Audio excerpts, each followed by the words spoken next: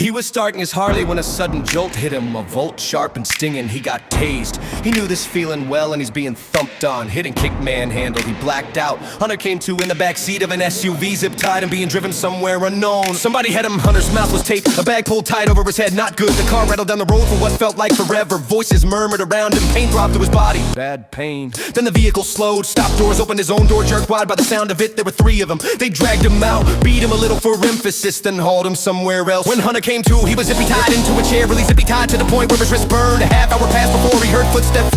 The door creaked, someone tore the bag from his head. Blinking, Hunter tried to focus, two men stared back at him. What's up, fellas? He croaked one more clear, distorted plastic mask like something out of Friday the 13th. The other stood behind bandana and shades. You should know what's up, my man. The one in the bandana said, I know I'm tied up. Looking at a couple of dead men, Hunter shot back, pranked the Jason mask. One slammed him across the face with a pistol. Do we need to put the tape back on your mouth? The masked man asked. Hunter shook his head, pretty hard to talk that way. He muttered, fair enough. The one in bandana leaned closer. We want your money. Hunter laughed, go ahead, take it. Not that money, we've got your wallet. We want a big money, man. Hunter sighed, oh, I gotta piss real bad. Let's deal with that first, then we can talk of the money you'll never get from me. Prank another blow from the mask, let him think it over. The masked man said, both laughed as they stepped out at the doorway. The one in shades glanced back. You're not gonna start hollering, are you? Hunter shook his head.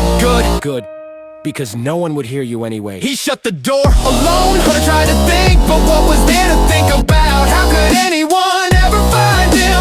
Anna, where are you? But she never came when he'd been drinking. Anna, you get here right now and help me figure this out. Ridiculous, his life hung in the balance, and he was calling for a girl who only existed in his imagination. Maybe he should give him some money, but not all. Maybe the storage unit let them take just enough. They weren't getting more than $1 million, he'd rather die. They're not getting anything, baby. She was there. Anna perched on an old desk, giggling, tilting her head. They're coming for you, babe. Is that doubt on your face? No, Anna, those are bruises. How are they coming? But she vanished as the man in shades returned. Hey, my man, what'd you come up with? And flicked open a Zippo, lit a cigarette, and stuck it between Hunter's lips. I don't wanna kill you, the man said, pulling up a stool. That's why the mask. Hunter chuckled hoarsely. This ain't the movie, Samuel. Yeah, the man said with a grin, it's not. The masked man leaned close.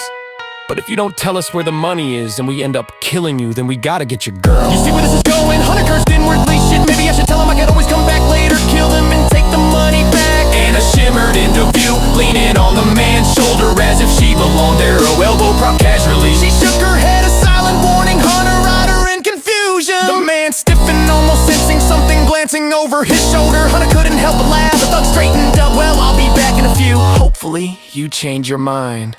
He started for the door. Hey, Hunter called after him. The man paused. I need to piss bad, hard to think when I gotta piss. The thug chuckled and walked out without another word. Anna was on the stool now, her presence calm but unnerving. They're not letting you go, she whispered. They plan on killing you. They know you're too dangerous. I know. Hunter muttered, what do you suggest? He wiggled against the chair, trying to work it free, but it wouldn't bud. Anna crouched, tugging at the legs. It's bolted down. She informed him. Hunter scanned the room behind him, set a narrow bed with a warm rug at its base. Concrete walls surround him. To his left, a washer and dryer with a tiny window above to his right. The desk. What's your idea, Anna? He pressed. Anna smiled faintly. They got a girl here. A girl? Yes, baby. A girl? How the hell does that help? But Anna faded out and the door again. Oh, the deaf man entered, tougher, meaner. Hunter sighed. Let me guess. Good cop, bad cop.